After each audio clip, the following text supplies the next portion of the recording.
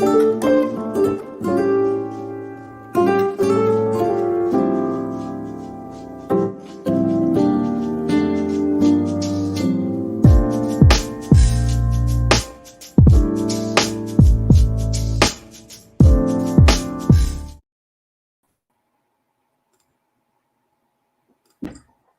morning, everybody. It's Merritt with Master of One Coaching here, and I am joined by my special guest, my friend and colleague, Sara Emhof. Good morning, Sara. How are you? Good morning. I'm great. Nice to be here, Merritt. Excellent, excellent. I'm so glad to have you. So, Sara, when we have guests on our live, we typically start off with asking you about your story. So tell us a little bit about your background and why you're here. Yeah, easy question, right? The older I get, the harder this question is, right? Because the story is longer.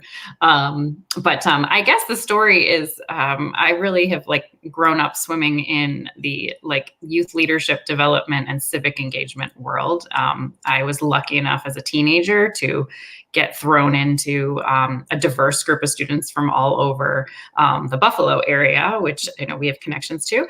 And it just set the tone for me at a young age of bursting my bubbles, and realizing what I don't know and connecting with people who are very unlike me and really loving it. And also feeling like the youth voice was important. Like it was important to understand my community and the different opinions in the community and the different perspectives in the community. So that started very early and continued a life in civic engagement, youth leadership development, working with students and teachers from all over the country and helping to equip them with skills for democracy. And loved every minute. I'm very lucky to have had a career of passion and purpose. And despite that, I also have lived a life of some anxiety too, and that comes from my perfectionist tendencies. I call myself a recovering perfectionist. So yeah, even despite that, I've really looked at my own relationship with myself and with my work and with others, and really, I guess today too, found how much play and understanding the mind and creativity is also a big part of our health. Like our work is great and it has purpose, and we need to connect in with ourselves as well. So that's a really short snippet, but that's kind of the theme of my life is the social and civic engagement and leadership development, and really just connecting with diverse perspectives. I love that. So. Amazing. And you have such a rich and diverse, yes, in so many different ways in terms of perspectives and culture and research that you've done. And I love, especially that when we talk about sort of the neuroscience of fun and getting to understand the brain. I totally geek out about that. I just want to remind everybody too that if you have a question or a comment, or you just want to say good morning, I would love to see one or two comments there up in the feed to see how you all are doing out there, because I do see we have some people live here today, which is wonderful. So say hello and let us know if you have any questions for Sara as she talks a little bit more about what she does and what she's passionate about. So actually, let's talk a little bit about your passion specifically. And you mentioned the youth voice and how that's important. How has that driven you in your work from the point of recognizing that as a young person and then going forward?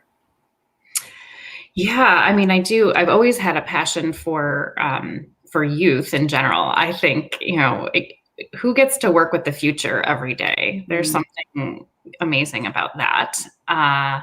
And I just have a passion for being a continuous learner, a student always. And with that just comes from always learning about people, always being curious. So I think really my passion has become how can I stretch myself? How can I be curious about the world and what opportunities come up when I do that, or looking at my own way of understanding things and then hearing from someone else that they look at things really differently. So that's a passion, and really just play is a passion. And that actually grew out of my love of dance. I just have always found I was an athlete. I still consider myself an athlete. I love to be moving my body, and it gets me out of my head. And I got into some freestyle dance and became a facilitator of this journey dance a few years ago, and realized that this was my vessel. I don't do well with meditation. It's too hard for me to sit, but moving my body to music and connecting with other people while I was doing it would just completely changed my brain. It got me connected to myself. And there's a lot of play in that. And I was play deprived. So my passion has been, how do we bring play into the workforce and into our daily life so that we are more agile, we are more resilient and creative, and we're just enjoying life more. Mm-hmm. Imagine that. Yeah, it's almost like, it seems like the world's so serious. It feels bad. And you're like, I'm going to go play. It's part of the process. Yeah, well, is it a really important part for our sanity, right? And our wellness. So Tina is saying good morning. Hi, Tina. And Tom Duggan. Hello, Tom. Nice to see you there too. Sara, by the way, is joining us from Rhode Island today, which is kind of cool.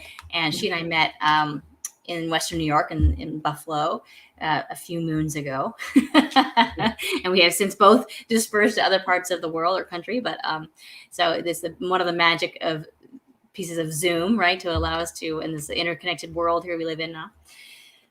Okay, so play is super great, important part of this. And I love what you said about your, how you were inspired by your experience with dance and your love of dance.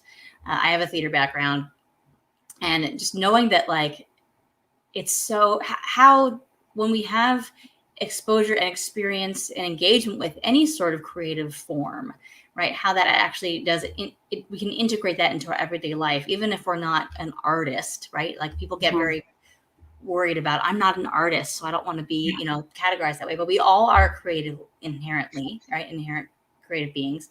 And so I love how you integrate that sort of connection to dance into your play. And let's talk a little bit more about,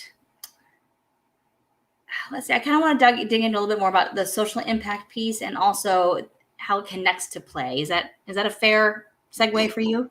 Yeah, that works. And I think, yeah, let's do that. Okay. So where do you see play coming into play in terms of your social impact work? Yeah. Well, I think it comes into like leadership too. I really resonated with you saying, like, but I'm not an artist, and I am not an artist, and I don't consider myself, I never did theater. I've never taken an official dance class. Like, but I've realized, especially as a type A, that I need to give myself permission to explore my creative side, and however that looks. If that's creative problem solving, if that's drawing or journaling, if that's dancing, because it literally changes your brain. And so I think even in leadership and in social impact, that we need to put our brains in a space that is open to new possibilities and different perspectives and trust. So, segueing to social impact, I was doing this, I think, without it being the buzzwords, and without, when we talk now, of course, diversity, equity, inclusion is so big, and it's great. It's being infused. And, I would work with students from all over the country and all over the world every week, and they'd be living together. So with social impact, we're going to have them decide what they want the future of America to look like for them, and what their generation wants. But when you have rural kids from Nebraska living with kids from urban LA, and, students that live out in the middle of nowhere in Alaska, we had to start with play. Like, we had to build trust, and we had to connect as humans. And I like to think of it as connecting with our 5-year-old selves, because kids, you have kids, they play with anybody. They're just like, hey, do you want to play? That's fine. And so when it comes to social impact, I think that in order to collaborate, in order to create big change, you need to build trust first. And play is a great way to do that. And, I guess it depends on what your definition of play is, but it's just anything kind of outside the box, outside of your norm, that doesn't have a right answer. And that's a big piece. When you play make believe, there's no right answer. It's just what comes up in the moment and creating together. So I think with social impact, it's really about the foundation of interacting with people and building community and building trust and doing that first. And then that foundation allows for so many bigger possibilities to happen and collaborations to be made. Yeah, and what you're really talking about there too is connection, right? Like when you have that, when you have the freedom and the lack of stress or pressure to perform, right, or to produce, and you are just allowed to connect in a free and easy way, in a fun way, it really allows that building of trust is essential to a healthy work culture, a healthy work attitude, right? And like we're going to be more creative, we're going to be more productive if we feel more at ease and more connected. Yeah. And Tina, I just want to bring this up because she says that she loves dance and that is her calling. So it sounds like she relates to you not being able to sit still. And right, there's a adage that gets thrown around a lot, which is move a muscle, change a thought, right? So anytime if we're feeling stuck about, if we're a type A personality, getting overwhelmed with stress and anxiety, perfectionism, right? Just get up and move around, do some jumping jacks, do a messy pirouette, see if you can just get yourself out of your body or out of your head by getting into your body. Yeah. Exactly. Yeah, love that. So how does you see this play out in workspace culture? Like you've been doing a lot of focus on this huddle program that you have, which I've participated in a little bit. Yeah. Can you tell us a little bit more about that and how you're seeing it unfold? Yeah, absolutely. So yeah, when COVID started, I had actually in January of 2020 had a pretty strong intuition on my own and said, I don't want to work remotely anymore. I've been working remotely for about 10 years, 8.5 years in a previous position. I was in sales and outreach, but doing that all from home and then working as a solopreneur. And it's tough. It's isolating. It requires a lot of self-motivation and bad habits can form. And it's not easy for most people, even the most motivated, type A. I was hitting all my goals at work and kind of just got forgotten about. So that was me in January of 2020. And then COVID hit. And I just felt like, wow, all these people are going to go work remotely all of a sudden. They're not prepared for it. They've never done it. They didn't ask for it. It wasn't a choice.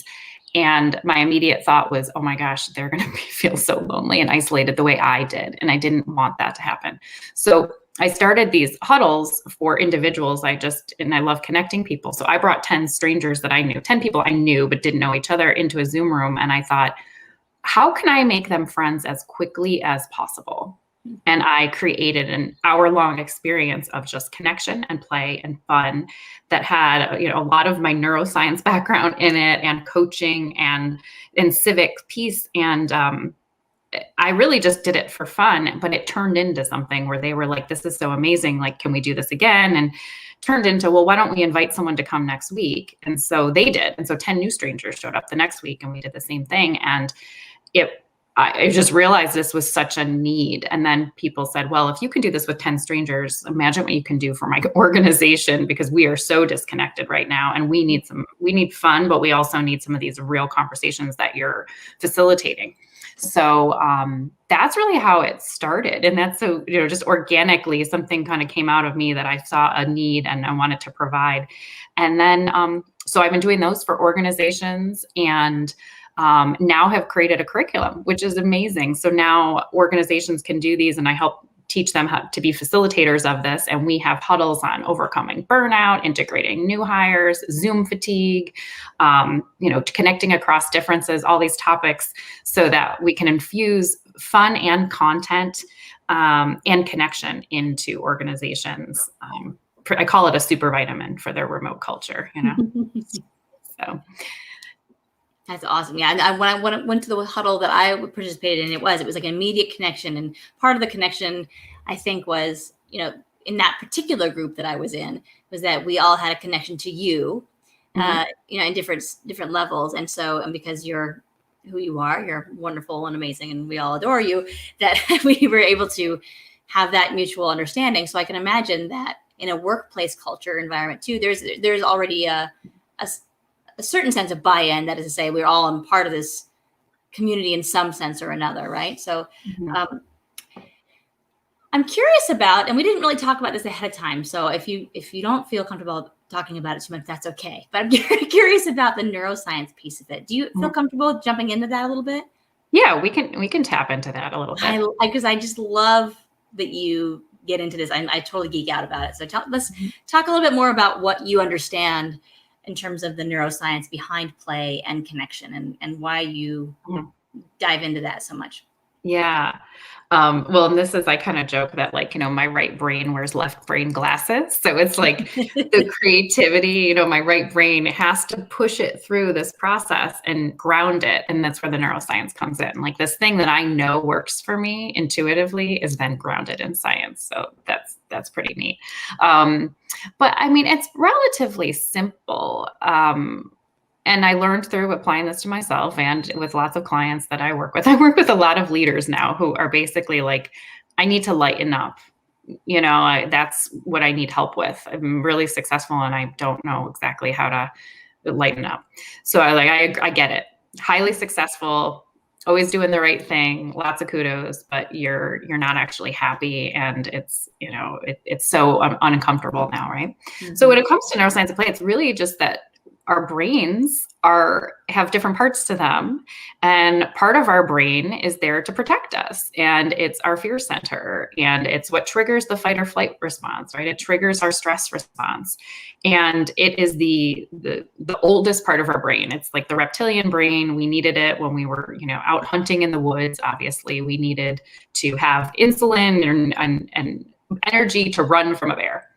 Right. And so our body still reacts that way biologically. If we are stressed out, something scares us, our body reacts biologically to that. And that's why a lot of people have health problems and digestive problems and things like that, because we're still operating that way. Mm-hmm. And then if you look at, there's different parts of the brain, but the prefrontal cortex, which kind of sits here in the front, is more of the evolved brain that can do creative problem solving, big reasoning, and it has that connection and belonging and purpose in it. And let's be honest, we live in a world that is very fear center triggering.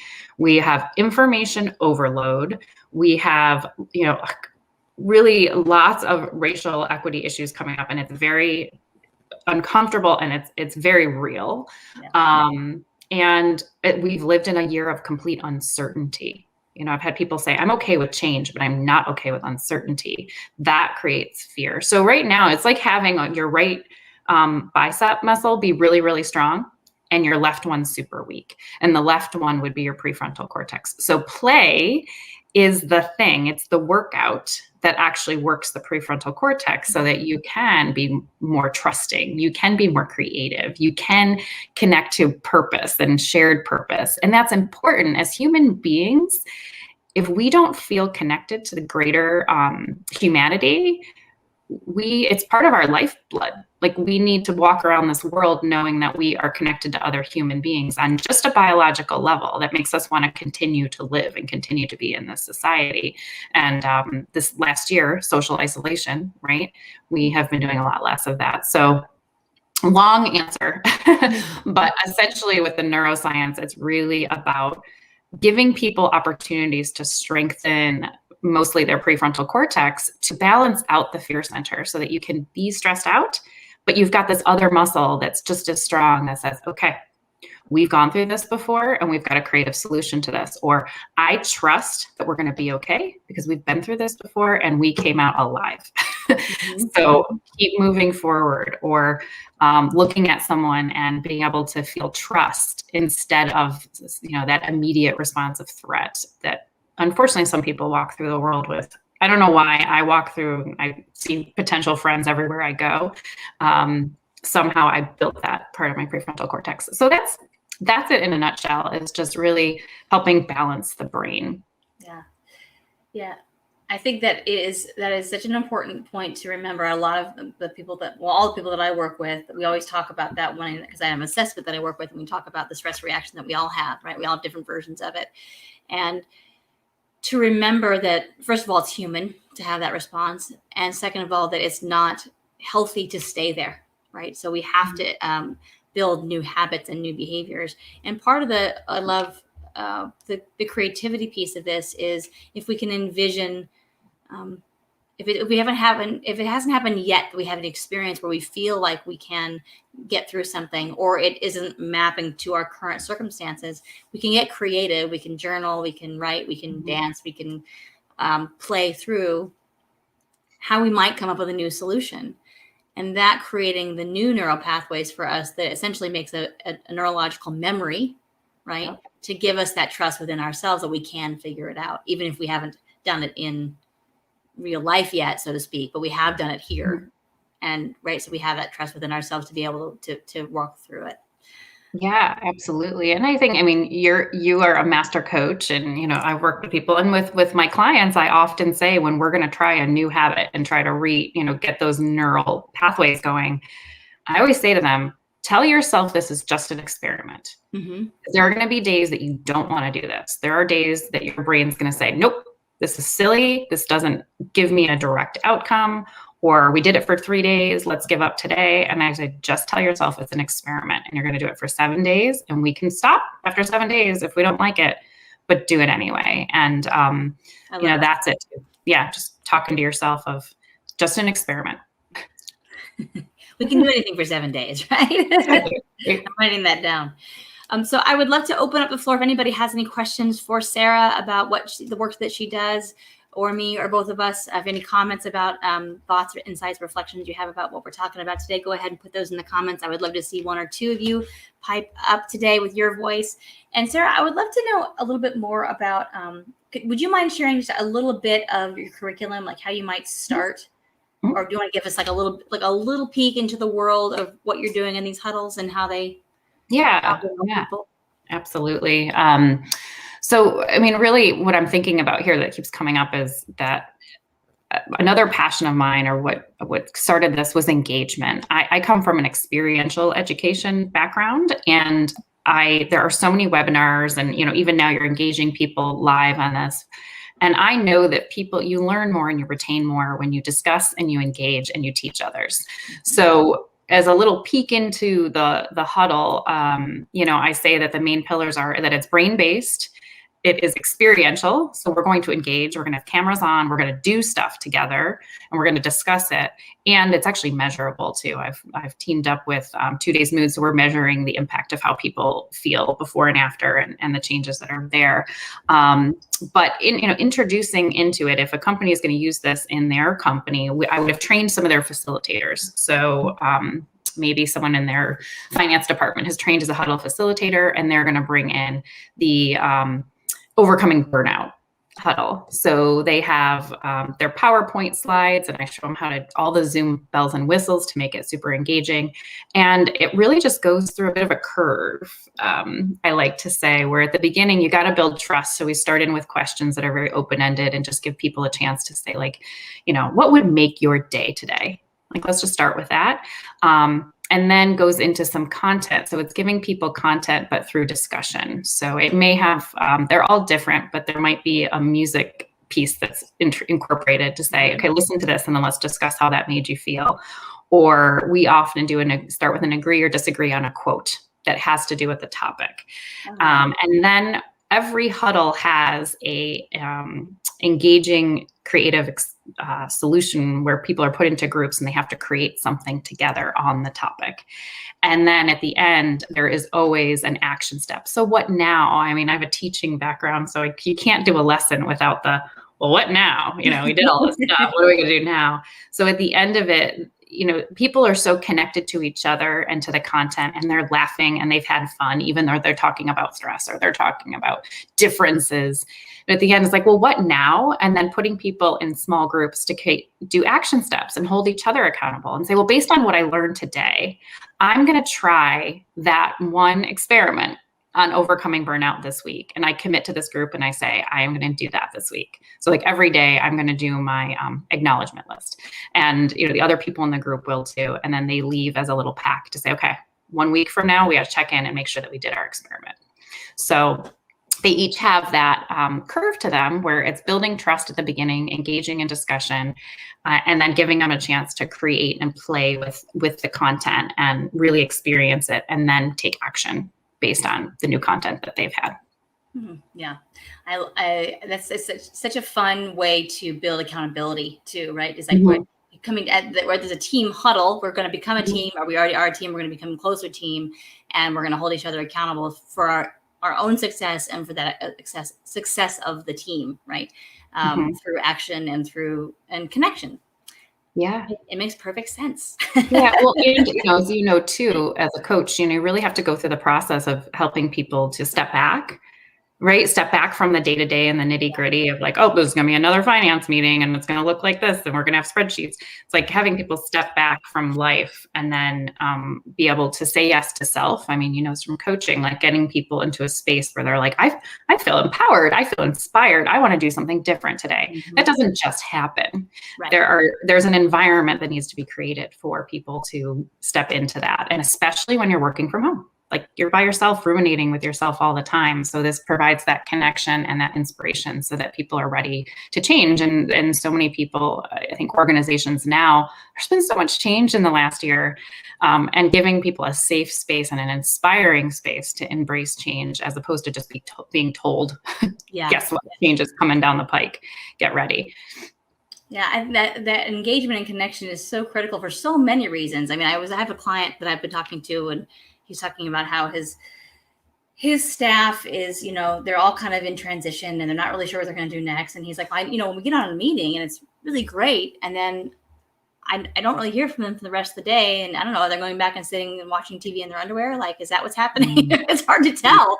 And not to not say anything negative about their employees. It's just like, because we don't feel connected. We don't feel engaged in what we're doing beyond the immediate Zoom, which of course takes a lot of energy to on Zoom and like show up in a certain way. Yeah. Awesome. Well, this is the point of the program where I offer the opportunity for our guests to give us a golden nugget of wisdom or something they'd like to share. If there's one takeaway that you'd like to give to us today, what would that be? Yeah. A golden nugget. Really, right now, the golden nugget is, are you stretching your brain? And I have really felt for like over a year, I've always committed to my physical health. I love to move my body. I like to work out. I like to do that. And great. The thing I wasn't doing during all that was like learning to stretch my brain and get into creativity and doing things differently. And that's a lot of the work I do. So thinking about just that, how can I stretch my brain today? And that means doing things differently. And I'm actually working on some other exciting things that people can use at home, which will be coming out soon, of some activities for this, where they can just do daily stretches. But yeah, stretch your brain. Take a different way home from work. If those of you that are driving to work, eat something different, pick up the phone and have a conversation with someone that you haven't had in a long time. Just stretch every day, your brain. I think this is important for kids too, right? Kids who have been in remote school my kids have been in remote school now for the whole 13 months. And my oldest, so I'm gonna tell a secret here live, but my oldest has been really all three of them, but especially my oldest has been having such a hard time, like just coming back to his 16-year-old self. Like he's got friends who are going out. He doesn't really feel compelled to go out. He's he's not sure if he wants to be on the running team anymore. And it's hard because the whole year of his life has been totally different than what he expected. And it's been completely changed. So yeah, stretching. That's what we've been talking to him about. Is like, it's going to be hard to re-enter and you have to do it. you have to get yourself to do it. Yeah. And those stretches can be little, for him, maybe it's like a rubber band, right? Like stretch it a little bit today. And then maybe the next day it gets to stretch a little bit more. And then the next day it stretches a little bit more. So, you don't have to go out and like throw a dance party, and that like, oh, now I can pat myself on the back. It's like, maybe for some people stretching is just thinking about reaching out to your friends to hang out. And then the next day you actually send the text. And then, it's acknowledge yourself for every little stretch along the way. Small attainable goals too, where it helps us build success and trust in ourselves. Yeah. Awesome. Well, thank you so much, Sarah, for being here today. It's just lovely to see you and for sharing all of your wisdom and your programs. And so how can people connect with you if they want to bring a huddle into their work environment or their team? Yeah, absolutely. So my website's the best place to start, and that's saraemhof.com. And I do actually have a free download on there of 5 ways to make your virtual meetings more engaging. If any of you are leading those and need some extra tips. And there's information, yeah, about our huddle series where either I come in and facilitate a huddle, or better yet, just bring it to your company, the whole curriculum, and make it part of your culture. Fantastic. I just put your website in the chat there for people to see on YouTube and Facebook, and they can get a hold of you. And I highly recommend Sara's. As you can see, she's a wonderful spirit, and she's got a wealth of knowledge, and the huddles are super fun and engaging. And they just are really, they're also very calming. They're like, if you feel inspired, you feel grounded, you feel calm, you feel happy when you're done with them. So go check that out, and encourage you to invite her into your work culture to see how you can have some fun and connect and play. Yeah. So thank you so much, Sara. If you'll hang on just a minute, at the end we can wrap up together. I'm just going to take you off of the feed for a second because I just wanted to mention something, but I'll be right there. Thanks. And I just wanted to take a moment here, everybody, to say thank you for all of you who have reached out to me this week. You saw on my page, my Minimier page, that I did I had an important anniversary this week of my first husband, Peter, passing away on the 15th, 9 years ago. And I posted a little story about that and the message that he left for me the night he died. And I just really appreciate all of you engaging there and reaching out, sending your love, and saying that you were inspired by his words. It means the world to me that that this legacy of his lives on in me, in my kids, and in my family, and in you. So thank you so much for that. Have a great week, everybody. If you want to reach out to me, please do anytime through DM. We can set up a discovery call, and I'd love to talk to you. Stay well and have some fun. Stretch your brain this week and play. See you soon.